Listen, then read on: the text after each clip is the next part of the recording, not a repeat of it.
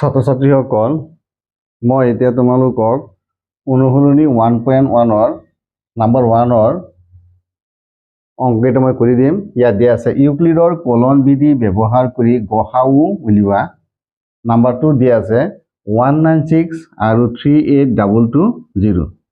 এতিয়া মই 196 আৰু 38220 ৰ গসাউ নিৰ্ণয় কৰিম ইউক্লিডৰ কলন বিধি ব্যৱহাৰ কৰি।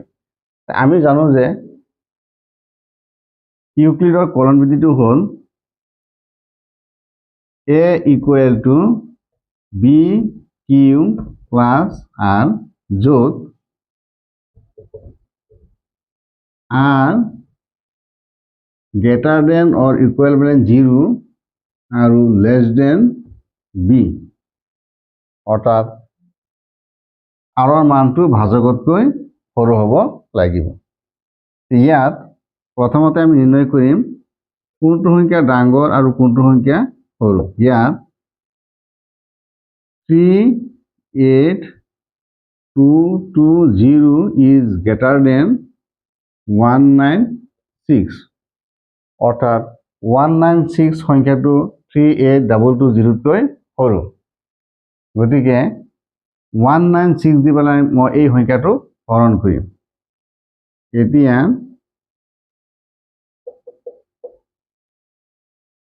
38220 এই সংখ্যাটো মই 196 ৰে হৰণ কৰিম। 196 এই আধিটো মই এতিয়া ইউক্লিডৰ যিটো কলন বিধি আছে a equal to bq plus r আধিত মই লিখিম। এতিয়া 196 দি ইয়াক হৰণ কৰিলে 38220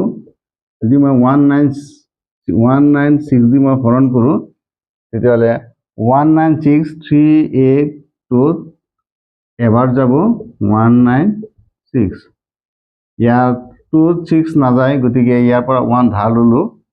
1 ইয়াত যোৱাৰ লগে 12 হৈ গ'ল 12 পৰা 6 গুচি গ'লে 6 ইয়াত আছে 7 7 পৰা 9 নাযায় গতিকে ইয়াৰ পৰা 1 এটা ল'লোঁ 17 17 পৰা 9 গুচি গ'লে 8 ইয়াত আছে 2 2 পৰা 1 গুচি গ'লে 1 ইয়াত মই দেখা পালোঁ 186 টো 196তকৈ সৰু গতিকে 196 186ত নাযায় গতিকে ইয়াৰ পৰা 2 ল'লোঁ 2 লোৱাৰ পিছত মই দেখিলোঁ ইয়াত 196 দি পেলাই ইয়াত হৰণ দিম 9 দি 9 ইয়াৰ লগত পূৰণ কৰিলে 9 into 6 15 4 4 আৰু থাকিল 5 9 into 9 9 into 9 হ'ল 81 81 5 6 ইয়াত থাকিল 8 9 into 1 9 আৰু 8 হ'ল 17 1764 1764 এতিয়া ইয়াৰ পৰা আছে 12 1 কমন গ'লে ইয়াত থাকিব 12 12 পৰা 4 গুচি গ'লে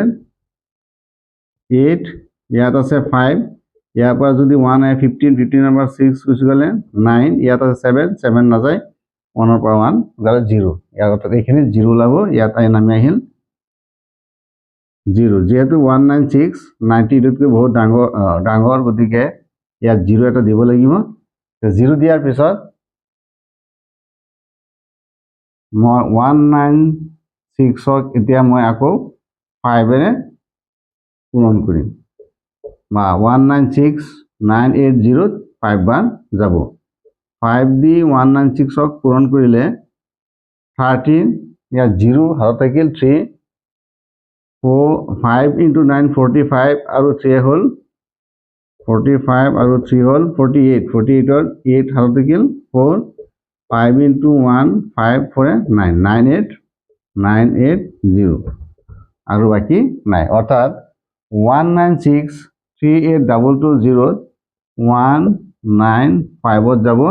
বাকি যেহেতু নাই গতিকে শূন্য গতিকে ছাত্ৰ-ছাত্ৰীসকলে ইয়াত মই দেখা পালোঁ যেহেতু ইয়াত বাকিটো ইয়াত 0 ওলাইছে গতিকে য'ত গৈ ইউক্লিডৰ কলন বিধি মতে 0 ওলাব বাকিটো 0 ওলাব তাতেই গৈ অংকটো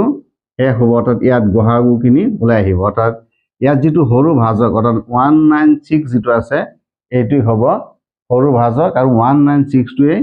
196 আৰু 38220 গহাগু হ'ব এতিয়া মই লিখিব পাৰোঁ 196 আৰু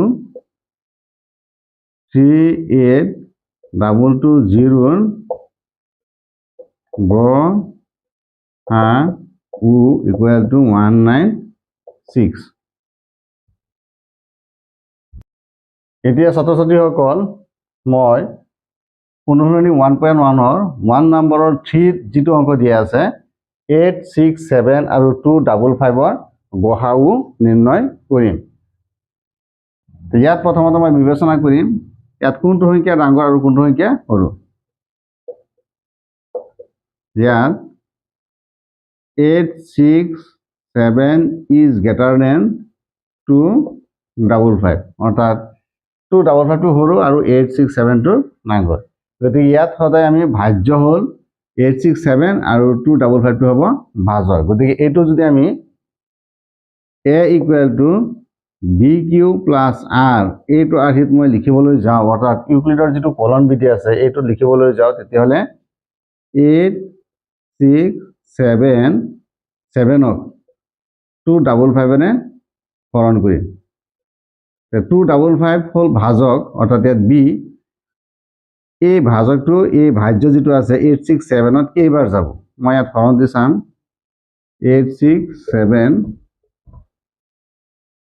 divided by 255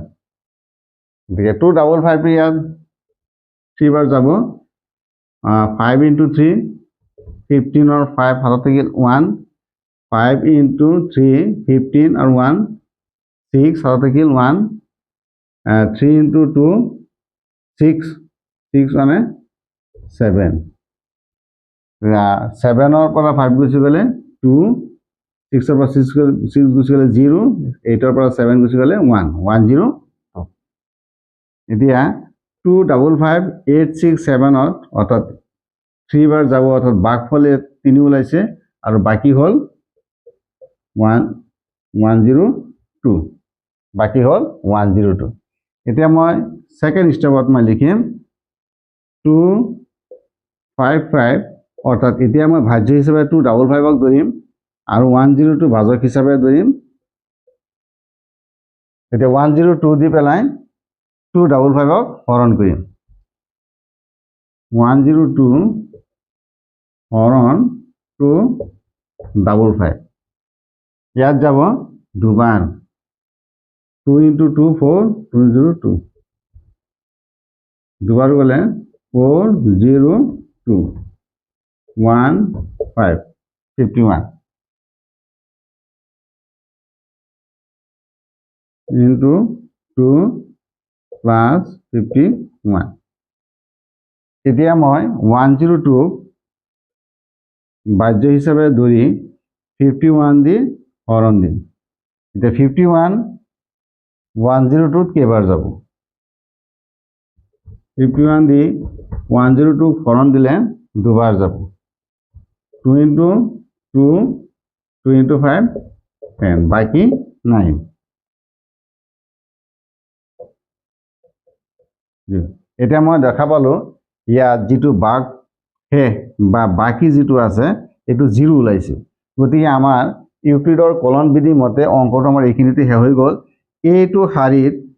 8 6 7 আৰু 255 ভাজকটো আছে ইয়াত গহাগুটো আছে ইয়াত যিটো আটাইতকৈ সৰু ভাজক ওলাইছে এইগিটা হল ভাজক ইয়াত দেখা পালো যে আটাইতকৈ সৰু ভাজকটো ওলাইছে 51 আৰু 51 গৈ যত ভাজক হৈছে তাত গৈ পেলাই বাকিটো 0 ওলাইছে গতিকে 8 6 7 আৰু 255ৰ গহাগু হ'ব 51 এতিয়া 8 6 7 আৰু 255ৰ গহাগু ইকুৱেল টু 51 এতিয়া মই ইউক্লিডৰ কলন বিধি মতে 1 और 4 যিটো অংক দিয়া আছে 272 আৰু 103 ৰ গহাগু নিৰ্ণয় কৰিম ইয়াত কোনটো ডাঙৰ আৰু কোনটো সৰু এইটো প্ৰথমতে নিৰ্ণয় কৰি ল'ম 1032 ইজ গ্ৰেটাৰ দেন 272 অৰ্থাৎ ইয়াত আমি ভাজ্য হিচাপে 1032 আৰু 272 মই ভাজক হিচাপে অংকটো ইয়াত কৰিম এই অংকটো যেতিয়া মই ইউক্লিডৰ কলন বিধি মতে নিৰ্ণয় কৰিম ইয়াৰ আৰ্হিটো হ'ল a equal to B Q plus R য'ত আৰৰ ভেলুটো হ'ব ই 0তকৈ ডাঙৰ বা 0ৰ সমান আৰু ই বি মানে ভাগফলতকৈ ভাজকতকৈ সৰু হ'ব এতিয়া মই ইউক্লিডৰ কলন বিধি মতে যদি মই এই অংকখিনি পাতিবলৈ যাওঁ গসাগু নিৰ্ণয় কৰিবৰ কাৰণে তেতিয়া মই লিখিম ইয়াত প্ৰথম ষ্টেপটো হ'ব 1032 এইটোক মই 272 দি হৰণ দিম অৰ্থাৎ এইটো হ'ব ভাজ্য আৰু এইটো 272 হ'ব ভাজক এতিয়া 1032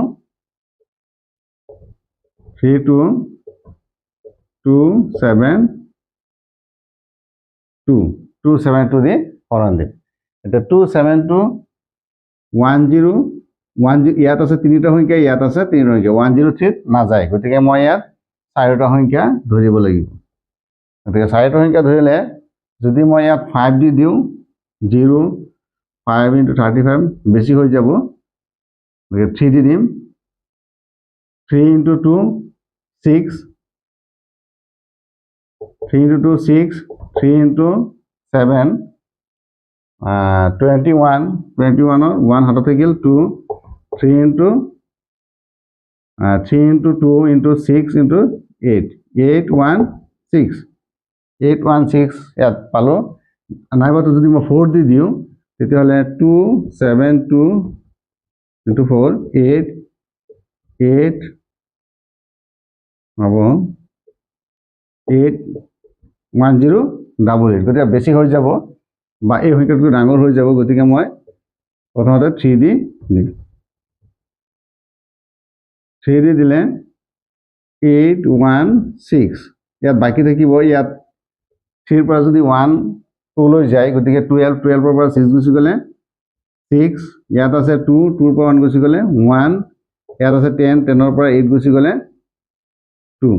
216 গতিকে ইয়াত দেখা পালোঁ 272তকৈ 216টো সৰু আৰু ইয়াত 272 ইয়াত 3 বাৰ গৈছে গতিকে মই এইটো এনেকৈ লিখিম 272 × 3 প্লাছ বাকীটো হ'ব 216 এতিয়া মই আকৌ 272ক ভাজ্য হিচাপে ধৰি লৈ এতিয়া 216 দি হৰণ দিম গতিকে 272ত 216 এবাৰ যাব ইয়াত আছে 12 12ৰ পৰা 6 গুচি গ'লে 6 ইয়াত আছে 6 6ৰ পৰা 1 গুচি গ'লে 5 56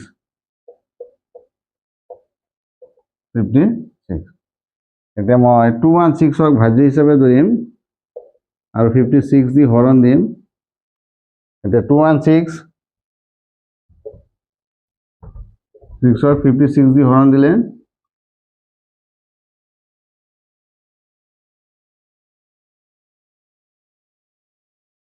3 বাৰ যাব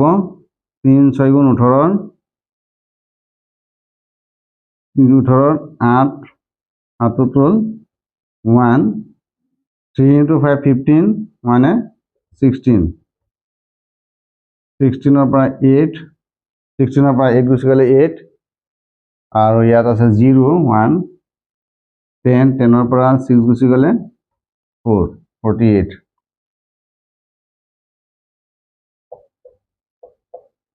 48 এতিয়া 56ত 48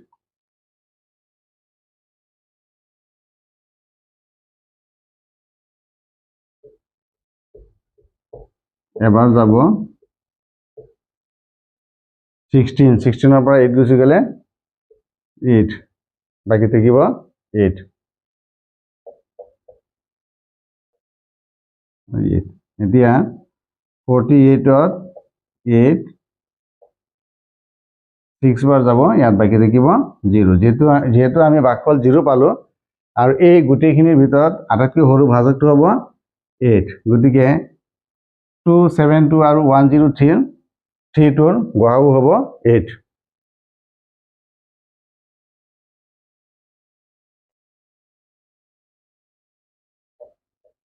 টোৰ গড় 8।